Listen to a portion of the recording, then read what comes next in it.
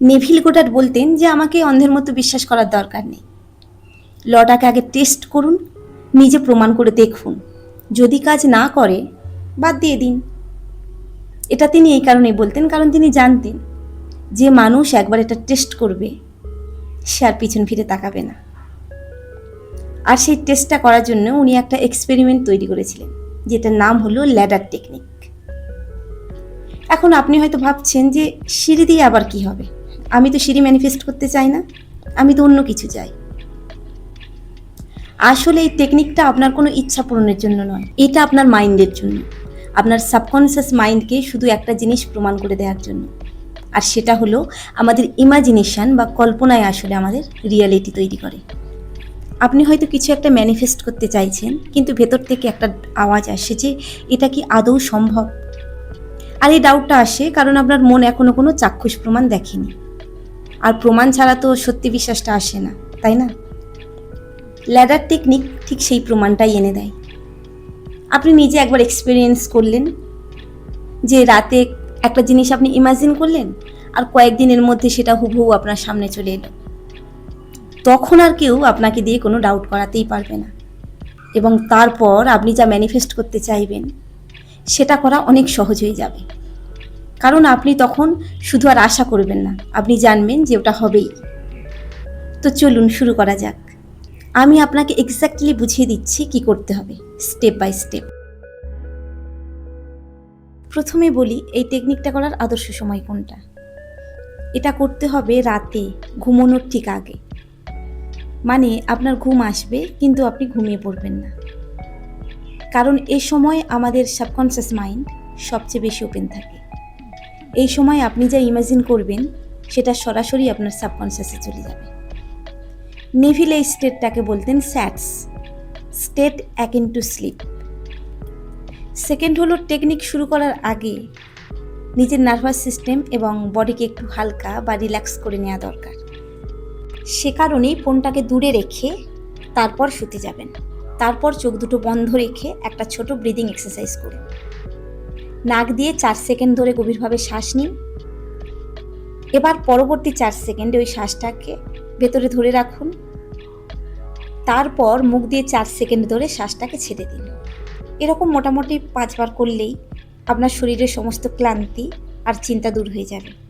এরপর আপনি একটা ঘুম ঘুম ভাব ফিল করবেন এবং বুঝবেন যে আপনার অবচেতন মন এখন পুরোপুরি রেডি। এবারে আমি আসল টেকনিকটা বলবো। আমি যা বলবো কল্পনা করবেন আপনি সত্যি সেটার এক্সপিরিয়েন্স করছেন। চোখ দিয়ে সেটাকে দেখুন, আপনার পঞ্চ ইন্দ্রিয় দিয়ে সেটাকে ফিল করুন। কল্পনা করুন আপনার সামনে একটা মই অর্থাৎ ল্যাডার দাঁড় করানো আছে। এই মইটার কাছে যান এবং সেটাকে ধরুন। মইটা ধাতব বা কাঠের যাই হোক না কেন, সেটার ছোঁয়া অনুভব করুন। ঠান্ডা নাকি গরম, মসৃণ নাকি অন্য কিছু। এবার এই মইটা বেয়ে আপনি উপরে উঠবেন। আপনার প্রতিটা পদক্ষেপ পড়ার সাথে সাথে শরীরের ভারটা পায়ের ওপর পড়ে, সেটাকে ফিল করুন। আপনি 1 ধাপ 2 ধাপ করে উপরে উঠবেন এবং পায়ের পাতার উপর প্রেশার ফিল করবেন। এভাবে আপনি একেবারেই মইয়ের ওপরে উঠে যাবেন এবং তারপর একবার নিচের দিকে তাকাবেন। এরপর ঠিক একইভাবে এক পা করে সাবধানে মইটা বেয়ে নিচে নামতে শুরু করবেন। নামার সময় পায়ের উপর চাপটা কিভাবে পাল্টাচ্ছে, হাত দুটো কিভাবে মইটাকে ধরে আপনাকে সামলাচ্ছে, এই সব কিছুই রিয়েল ফিল করবেন। এভাবে মই বেয়ে সম্পূর্ণ নিচে নেমে আসবেন। এই যে উপরে ওঠা আর নিচে নামার দৃশ্যটা, এটা মনের মধ্যে লুপের মতো চালাতে থাকবেন। এটা ফিল করতে করতেই ঘুমিয়ে পড়বেন। এটা তো গেল রাতের কাজ। এবার দিনের বেলা একটা ছোট্ট ট্রিক করতে হবে। সকালে উঠেই 3-4টে ছোট কাগজে লিখে নেবেন, I will not climb A ladder, অর্থাৎ আমি মইয়ে উঠব না। এটা ঘরের এমন জায়গায় রাখবেন যেখানে আপনার নজর পড়ে, যেমন আয়না, মানি ব্যাগ, এবং সারাদিন যখন ওটাতে চোখ জোর দিয়ে বলবেন, আমি কোনোভাবে মইয়ে উঠব না। মুখে সারাদিন অস্বীকার করবেন আর রাতে অবচেতন মনকে ফিল করাবেন যে আপনি মইয়ে উঠছেন। টানা 3 দিন এই প্রসেসটা করতে হবে এবং তারপরে পুরোপুরি স্টপ। এটা নিয়ে আর একদম মাথা ঘামাবেন না। কাগজগুলো ফেলে দেবেন, এই ল্যাডারের কথা মাথা থেকে একদম বের করে দেবেন। জোর করে কোনো মই খুঁজতে যাবেন না বা চড়তে যাবেন না।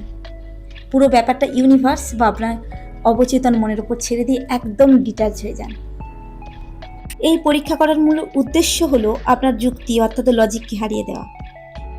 এই টেকনিকটা করার কিছুদিনের মধ্যে আপনি ল্যাডারের সাথে কোনো না কোনো এক্সপিরিয়েন্স করবেন, আর ঠিক তখনই আপনার লজিক্যাল মন আপনার লিমিটেড মাইন্ডে ধাক্কা খাবে এবং আপনি বিশ্বাস করবেন যে আপনার কল্পনা আপনার পরিস্থিতি সৃষ্টি করে।